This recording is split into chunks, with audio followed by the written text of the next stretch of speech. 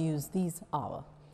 Residents of the nation's capital affected by the latest act of vandalism of power facilities which caused blackouts are calling for more security presence across critical government infrastructure. The Electricity Protection Advocacy Center is also seeking a Presidential Commission of Inquiry to halt persistent acts of vandalism of national assets. Theft and vandalism of transformers as well as power line cables are twin problems facing the nation's electricity sector. In recent times, these acts have become a recurring incident, leading to power outages and loss of revenues to businesses which rely on electricity. The latest vandalism has thrown many parts of the nation's capital into darkness. The Transmission Company of Nigeria, TCN, confirms the incident. Its 132 kV transmission line and underground cables which take power to central area and environs were vandalized. Residents of Meitama, Wuse, Jabi, Life Camp, Asokoro, Utako and Mabushi are without power supply. TVC News went around the affected areas to feel the pulse of the people. Here in Papi, adjacent the High-Bro Meitama, business owners like David Abaniwo are mostly affected. His business relies heavily on electricity, but it is now grounded because his generating set as an alternative to public electricity is faulty. His workers now take some sit idle and even have enough time to nap. He tells me the losses are unquantifiable. When we recharge meter for like maybe 10,000, it will take us like 2 weeks. But with everyday spending of 20,000 naira, then we're not enjoying it. We're not gaining anything. And we have stuff to pay. Other petty traders want an end to perennial vandalism of government assets. Let there be security in everywhere, in all the areas. Let there be a tight security so that all these things will stop, because by cutting the cables is not properly at all. At Life Camp, homeowners and other residents want the authorities to put more security measures in place to safeguard government facilities. I had to dry my meats under the sun, roast it and dry it, and all the other food items. You know, things are going bad, and the high cost of fuel, it's not funny. This thing has been spoiling things from fridge. We cannot be able to pump water. Even to charge phone safe, it's so hard. The lack of these lights may contribute a lot to spoil all these perishable items in the fridge. It must really affect us. Prince Will Okori has vast knowledge of Nigeria's power sector. Mr. Okori blames the recurring acts of vandalism and theft of public assets on the government.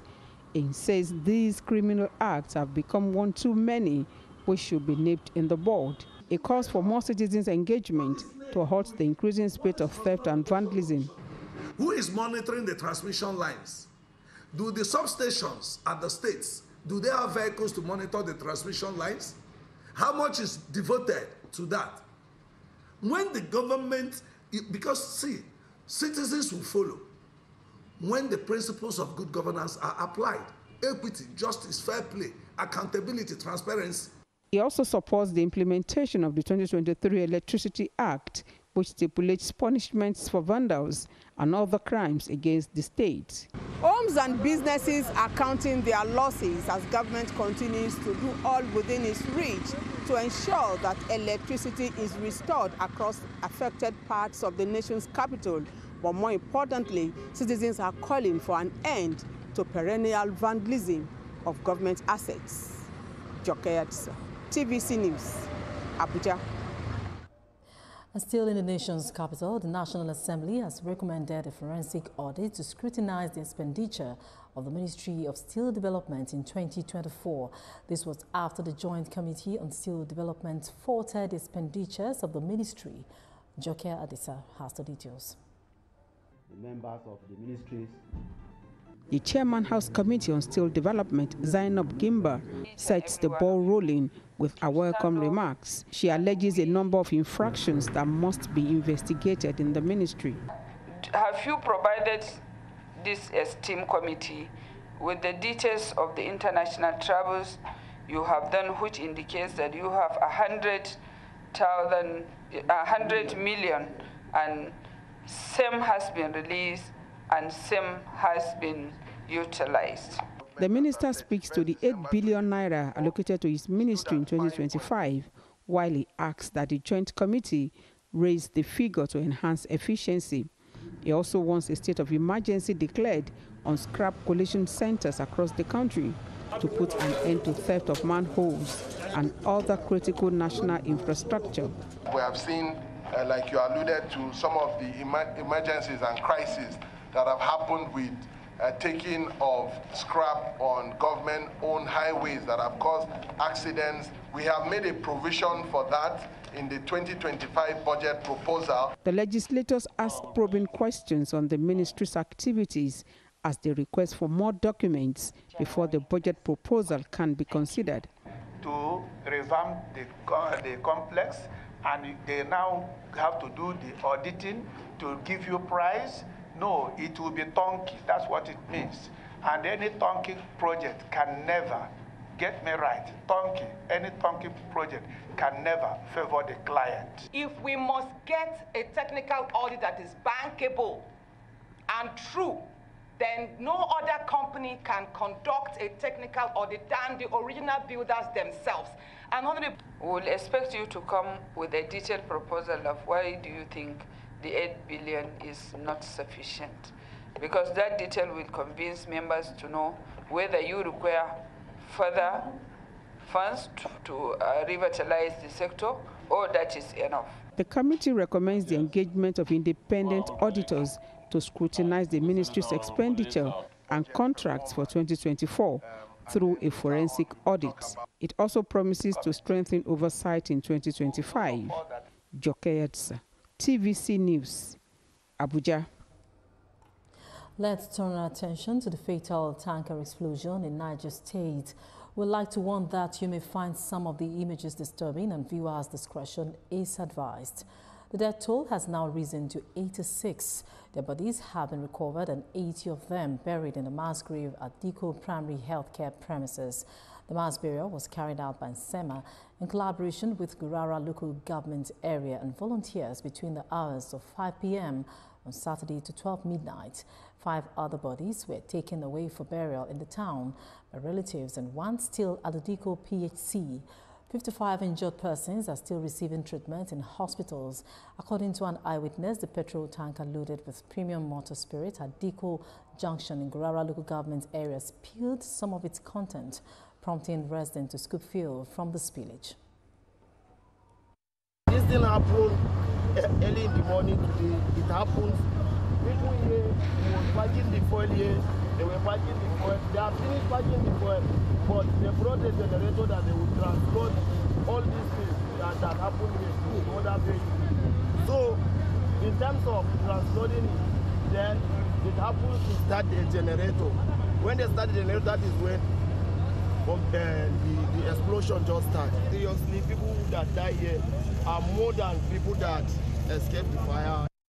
While Governor of Niger State, Umar Bago, has banned heavy-duty trucks from plying the Diko Bridge following the fatal tanker explosion. Governor Bago visited the scene where he described the incident as worrisome. He also instructed the sector commander of the Federal Road Safety Corps to establish a detachment in the area to ensure compliance. We need the cooperation of the Union Transport, the Road Safety, and also the Nupeng people. All trucks cannot take one way on this flyover. They must go down and take a U-turn after Diko. You must enforce it from this moment. Enforce it. So I want a sector commander, you must put a unit here, a detachment here, permanent. At any point in time we find anybody taking one way here, deal with the person. Confiscate the car, the truck. He cannot be killing people. The lives of Nigerians, innocent Nigerians that have been lost today, only God knows. This is pathetic. We are even lucky it didn't extend to these villages here because of the recklessness of drivers. This is our position as a government, and we are going to enforce it. President Bola Tinubu has expressed deep sorrow over the fuel tanker explosion which caused the deaths of over 80 people, with many also injured. President Tinubu mourned the victims and expressed his condolences to the families affected, as well as to the government and people of Niger State. He underscored the tragic and preventable nature of the incident, as many victims were those scooping premium motor spirit (PMS) from the overturned tanker. The president has directed the provision of comprehensive medical care to the injured and instructed security and road safety authorities to implement measures to avert similar incidents. President Tinubu strongly advises all citizens to exercise caution and avoid approaching accident sites, especially those involving fuel-laden vehicles, due to their highly explosive nature. Additionally, the president has mandated the National Orientation Agency to initiate a nationwide educational campaign. The campaign will raise public awareness about the severe risks and environmental dangers of scooping fuel from falling tankers. In another development, victims of the Christmas rice distribution stampede in Okija, Ihiala local government area of Anambra State have been buried. 21 persons, mostly women and children, reportedly died during the tragic incident during the distribution of palliatives, which was donated by a notable member of the community, Ernest Obiejesi, through its Obi Jackson Foundation. The interdenominational burial service for the victims was held at St. Mary's Field, Okija. Families of the victims, survivors, community members, and other notable personalities of the community were in attendance at the low-key event. It was put together by the Okija community. You see, today we gather here with heavy hearts to honor the memory of those we lost in the recent tragedy. The Obi Jackson Foundation remains steadfast in supporting the families affected and the entire Okija people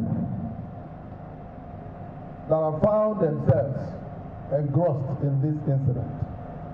That going forward, that we're going to continue to ensure that we do everything within our powers, within our limits, within everything that God has empowered us to do, to make sure that Okija never suffers this kind of loss again. The stampede that happened on 21st of December.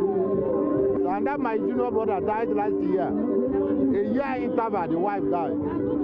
So it's too painful. We are really, feel bad. We really feel bad with the children. She left because she has to kids.